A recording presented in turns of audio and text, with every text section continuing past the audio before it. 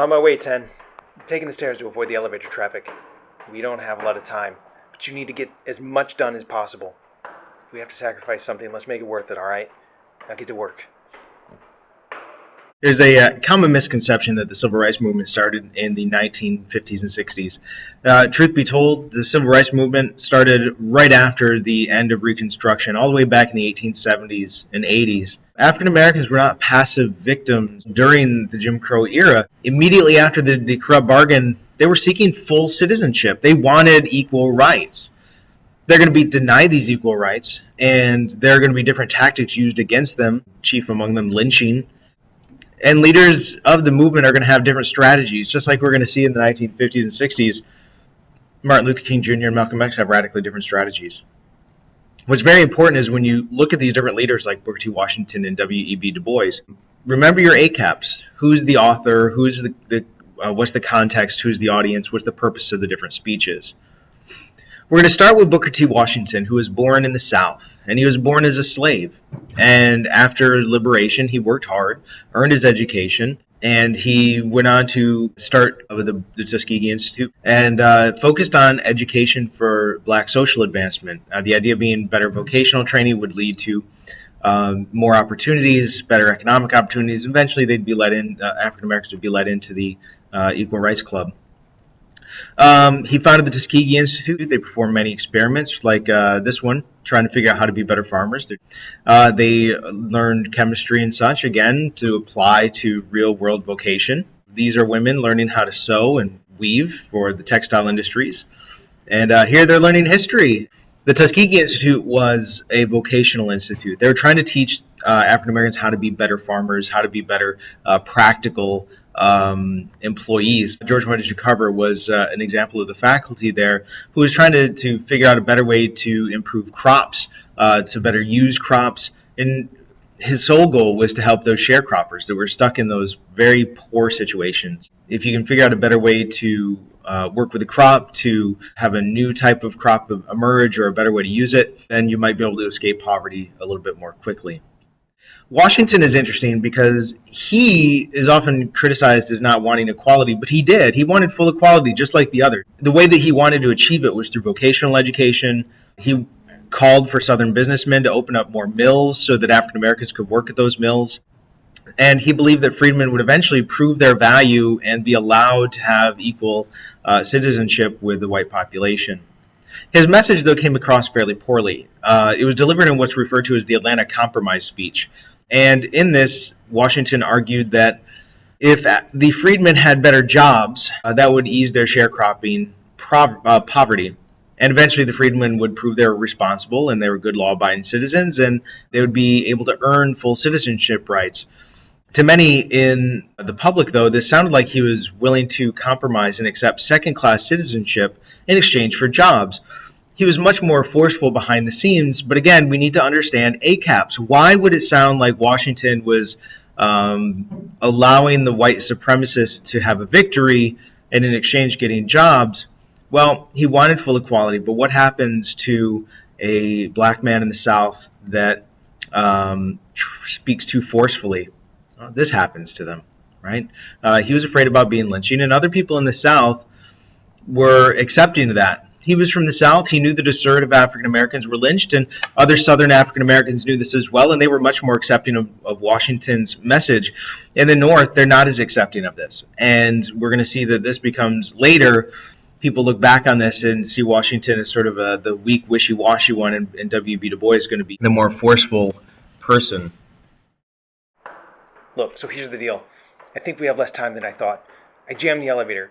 Don't ask. It looks like a power outage, so they might not be certain of anything yet, but that gives us mostly like 10 minutes or so. I'm in the stairwell on the north side. I'm hearing a lot of movement from down below. In comparison to Booker T. Washington, who some often criticize as being too passive, we have W.E.B. Du Bois.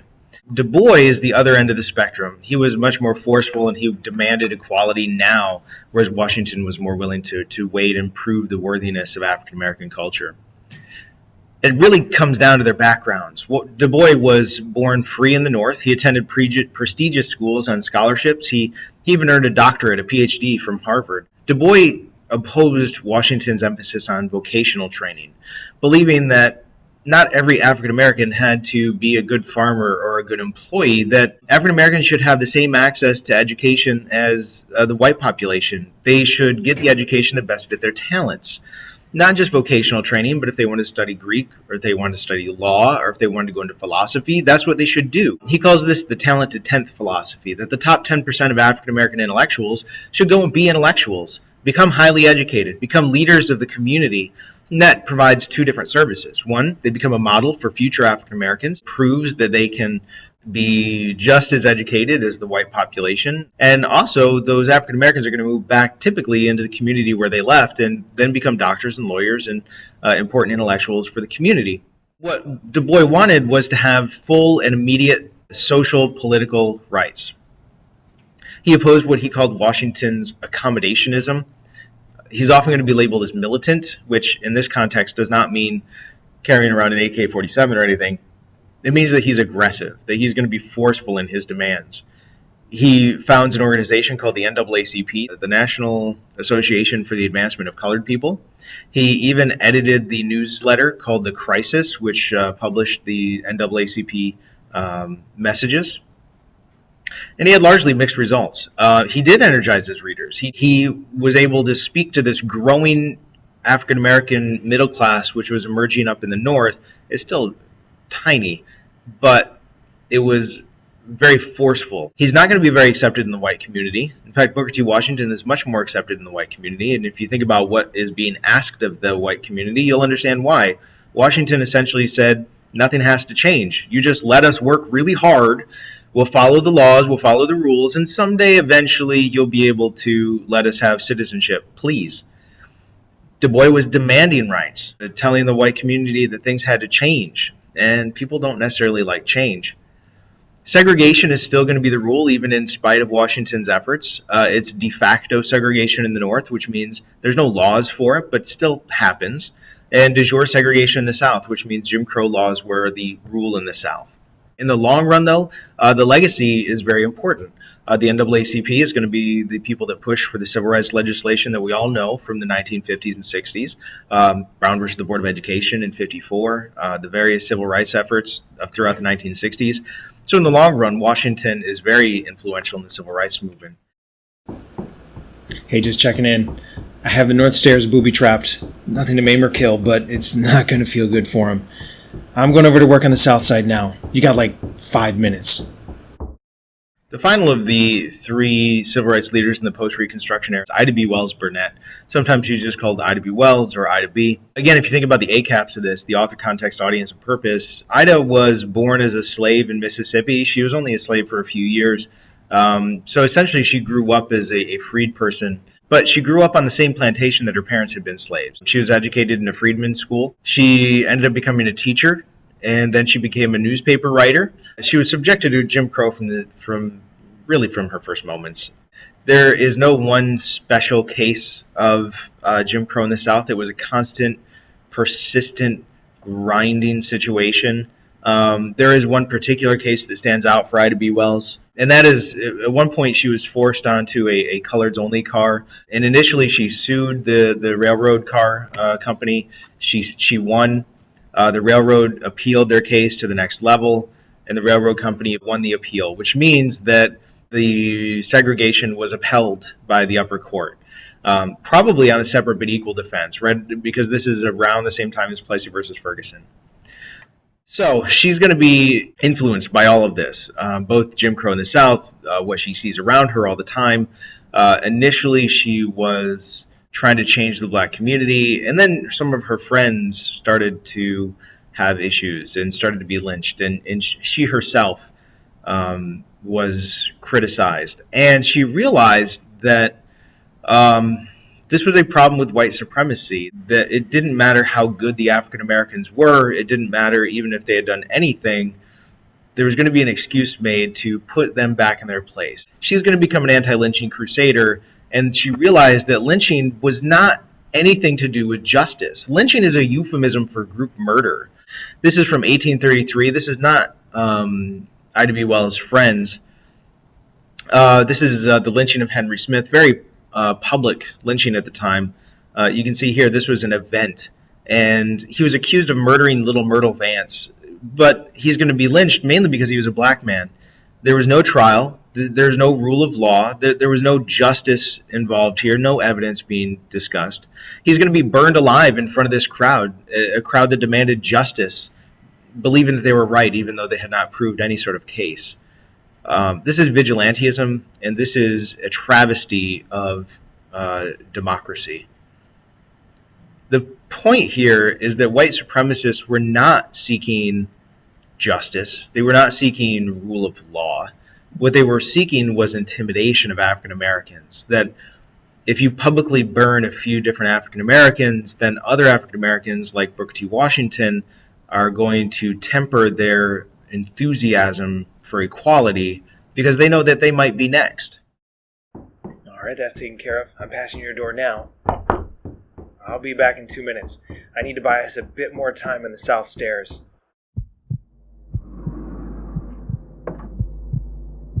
Hello, brother. What? No. That can't be. Ida B. Wells Burnett started speaking out against lynching, and as a consequence of her First Amendment rights, her second-class citizenship really stood out. She had violated the rules of society by writing editorials in the newspaper that said that lynching was bad. And for this, those defenders of society turned their eyes upon Ida, and she had to run away. She had to run away for her life simply because she said that you should not commit group murder. She ran away to Memphis.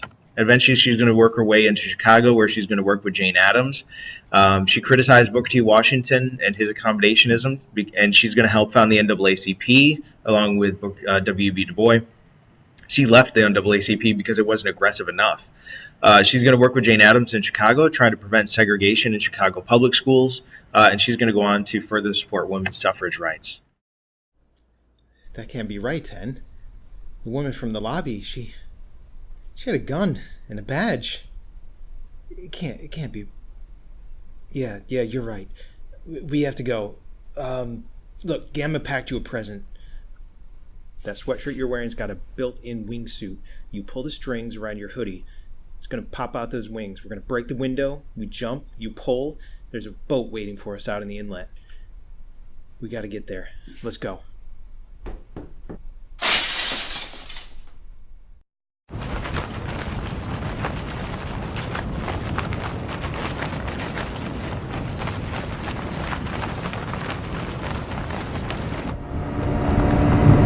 I can't believe this, Ted. If that's her, I mean, if it's really her, that means she's alive. They brainwashed her somehow. We gotta get her back, Ted. We have to get her back. Whatever they did, we can fix it, you know?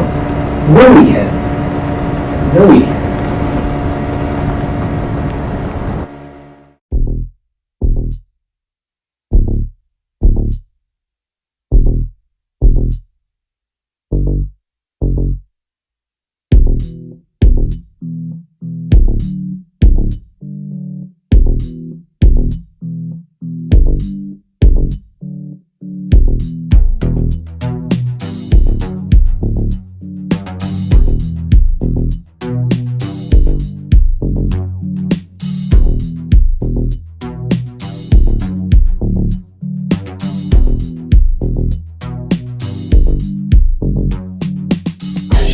Like the other cells, we see their heads hung low. We were the next executioner.